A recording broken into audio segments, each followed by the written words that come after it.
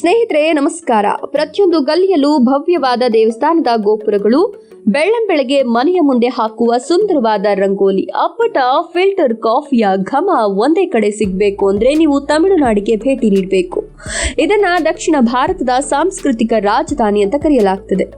ಇಲ್ಲಿನ ಗಾಳಿಯಲ್ಲಿ ಭಕ್ತಿ ಇದೆ, ಜನರ ಬದುಕಿನಲ್ಲಿ ಶಿಸ್ತಿದೆ ಮತ್ತು ಸಂಪ್ರದಾಯದ ಜೊತೆ ಆಧುನಿಕತೆಯ ಅದ್ಭುತ ಸಂಗಮ ಇದೆ.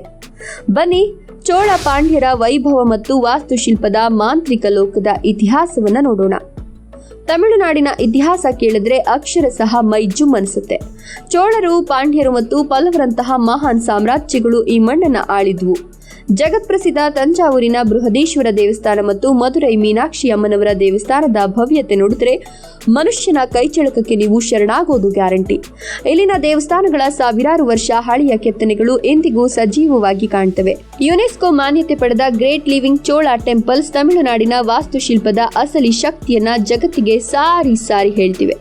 ಇಲ್ಲಿನ ಪ್ರತಿ ಕಲ್ಲು ಕೂಡ ಒಂದು ಐತಿಹಾಸಿಕ ಕಥೆಯನ್ನ ತನ್ನೊಡಲಲ್ಲಿ ಇಟ್ಕೊಂಡಿದೆ. ರಾಜಮನೆತನದ ಆ ಗಾಂಭೀರ್ಯ ಮತ್ತು ದೈವಿಕ ಕಲೆ ಇಲ್ಲಿನ ಪ್ರತಿ ಸ್ಮಾರಕದಲ್ಲೂ ಎದ್ದು ಕಾಣ್ತದೆ. ಭರತನಾಟ್ಯದ ಲಾಸ್ಯ ಮತ್ತು ಜಗತ್ತಿನ ಪುರಾತನ ತಮಿಳು ಭಾಷೆಯ ಬೌದ್ಧಿಕ ಶ್ರೀಮಂತಿಕೆ. ತಮಿಳುನಾಡು ಕಲೆ ಮತ್ತು ಸಾಹಿತ್ಯದ ಕಾಶಿ ಅಂದ್ರೆ ತಪ್ಪಾಗ್ಲಾರ್ದು. ಜಗತ್ತಿನ ಅತ್ಯಂತ ಪುರಾತನ ಮತ್ತು ಶಾಸ್ತ್ರೀಯ ಭಾಷೆಗಳಲ್ಲಿ ಒಂದಾದ ತಮಿಳು ಇಲ್ಲಿನ ಜನರ ಅತಿದೊಡ್ಡ ಹೆಮ್ಮೆ. ಕಲೆಯ ವಿಷಯಕ್ಕೆ ಬಂದ್ರೆ ಭರತನಾಟ್ಯವು ತನ್ನ ನಾಜೂಕಾದ ಮುದ್ರೆಗಳು ಮತ್ತು ಅದ್ಭುತ ಅಭಿನಯದಿಂದ ಜಗತ್ತನ್ನೇ ಬೆರಗುಗೊಳಿಸಿದೆ. ಮಾರ್ಗಳಿ ತಿಂಗಳಿನಲ್ಲಿ ಚೆನ್ನೈನಲ್ಲಿ ನಡೆಯುವ ಸಂಗೀತ ಮತ್ತು ನೃತ್ಯ ಉತ್ಸವವು ಜಗತ್ತಿನ ಅತಿದೊಡ್ಡ ಸಾಂಸ್ಕೃತಿಕ ಹಬ್ಬಗಳಲ್ಲಿ ಒಂದಾಗಿದೆ.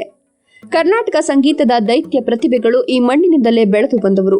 ಸಂಪ್ರದಾಯಬದ್ಧ ಜೀವನ ಮತ್ತು ಕಲೆಯ ಆರಾಧನೆ ತಮಿಳುನಾಡಿನ ಜನರ ರಕ್ತದಲ್ಲೇ ಬೆರೆತು ಹೋಗಿದೆ. ಇಲ್ಲಿನ ಜನರ ಸರಳತೆ ಮತ್ತು ತಮ್ಮ ಭಾಷೆಯ ಮೇಲಿರುವ ಅಭಿಮಾನ ಎಲ್ಲರಿಗೂ ಮಾದರಿ.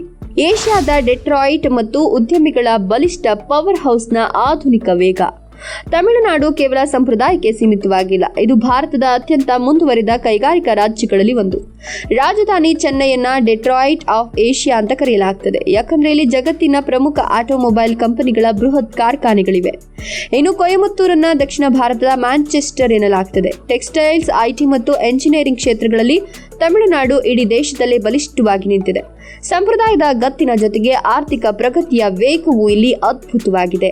ಮಲ್ಲಿಗೆಯಂತಹ ಇಡ್ಲಿ ಮತ್ತು ಚೆಟ್ಟಿನಾಡ್ ಊಟದ ಅಪ್ಪಟ ರುಚಿಯಾದ ಮ್ಯಾಜಿಕ್. ತಮಿಳುನಾಡಿಗೆ ಬಂದು ಇಲ್ಲಿನ ಊಟ ಸವಿದಿದ್ರೆ ನಿಮ್ಮ ಭೇಟಿಯೇ ಅಪೂರ್ಣ. ಇಲ್ಲಿನ ಗರಿಗರಿಯಾದ ವಡೆ ಮತ್ತು ಅಪ್ಪಟ ಫಿಲ್ಟರ್ ಕಾಫಿಯ ರುಚಿ ಜಗತ್ತಿನ ಬೇರೆಲ್ಲೂ ಸಿಗೋದು ಕಷ್ಟ. ಇನ್ನು ಖಾರ ಪ್ರಿಯರಿಗೆ ಚೆಟ್ಟಿನಾಡ್ ಶೈಲಿಯ ಊಟ ಒಂದು ಸ್ವರ್ಗ ಇದ್ದಂತೆ. ಪೊಂಗಲ್ ಹಬ್ಬದ ಸಮಯದಲ್ಲಿ ತಯಾರಿಸುವ ಸಕ್ಕರೆ ಪೊಂಗಲ್ ಮತ್ತು ಇಲ್ಲಿನ ವಿಶಿಷ್ಟವಾದ ಸಾಂಬಾರ್ ರುಚಿ ನಿಮ್ಮ ನಾಲಿಗೆಗೆ ಅಮೃತದ ಅನುಭವ ನೀಡುತ್ತದೆ.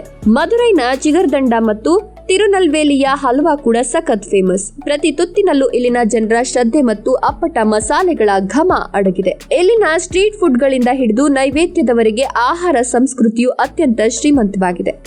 ಮರೀನಾ ಬೀಚ್ನಿಂದ ಕನ್ಯಾಕುಮಾರಿವರೆಗೆ ಪ್ರಕೃತಿಯ ಸುಂದರ ಸೊಬಗಿನ ವೈಭವ. ಪ್ರಕೃತಿ ಪ್ರೇಮಿಗಳಿಗೆ ತಮಿಳುನಾಡು ಒಂದು ಅದ್ಭುತ ತಾಣ. ಜಗತ್ತಿನ 2ನೇ ಅತಿ ಉದ್ದದ ಸಮುದ್ರ ತೀರವಾದ ಮರೀನಾ ಬೀಚ್ ಚೆನ್ನೈನ ಹೆಮ್ಮೆ. ಇನ್ನೊಂದೆಡೆ ನೀಲಗಿರಿ ಬೆಟ್ಟಗಳ ಮಡಿಲಲ್ಲಿರುವ ಊಟಿ ಮತ್ತು ಕೊಡೆಕೆನೆಲ್ನಂತಹ ಗಿರಿಧಾಮಗಳು ಪ್ರವಾಸಿಗರನ್ನ ಮಂತ್ರ ಮುಕ್ತಗೊಳಿಸುತ್ತವೆ. ಭಾರತದ ಭೂಪ್ರದೇಶದ ಕೊನೆಯ ತುದಿ ಕನ್ಯಾಕುಮಾರಿ. ಅಲ್ಲಿ 3 ಸಮುದ್ರಗಳು ಸಂಧಿಸುವ ದೃಶ್ಯ ಮತ್ತು ಸೂರ್ಯಾಸ್ತವನ ನೋಡೋದೇ ಒಂದು ಜನ್ಮದ ಪುಣ್ಯ. ಆಧುನಿಕತೆಯ ಹೈಟೆಕ್ ಸಿಟಿಗಳ ಪಕ್ಕದಲ್ಲೇ ಶಾಂತವಾದ ಸಮುದ್ರ ತೀರಗಳು ಮತ್ತು ದಟ್ಟವಾದ ಅರಣ್ಯಗಳು ತಮಿಳುನಾಡಿನ ವೈವಿಧ್ಯತೆಯನ್ನು ಎತ್ತಿ ತೋರಿಸುತ್ತವೆ. ಇದು ಪ್ರಕೃತಿ ಮತ್ತು ಆಧುನಿಕತೆಯ ನಡುವಿನ ಸುಂದರ ಸಮತೋಲನ. ತಮಿಳುನಾಡು ಅಂದ್ರೆ ಬರೀ ದೇವಸ್ಥಾನಗಳಲ್ಲ, ಅದು ಪ್ರತಿಯೊಬ್ಬ ವ್ಯಕ್ತಿಯಲ್ಲೂ ಇರುವ ತಮ್ಮ ಸಂಸ್ಕೃತಿಯ ಮೇಲಿನ ಆತ್ಮಾಭಿಮಾನದ ಪ್ರತಿಬಿಂಬ.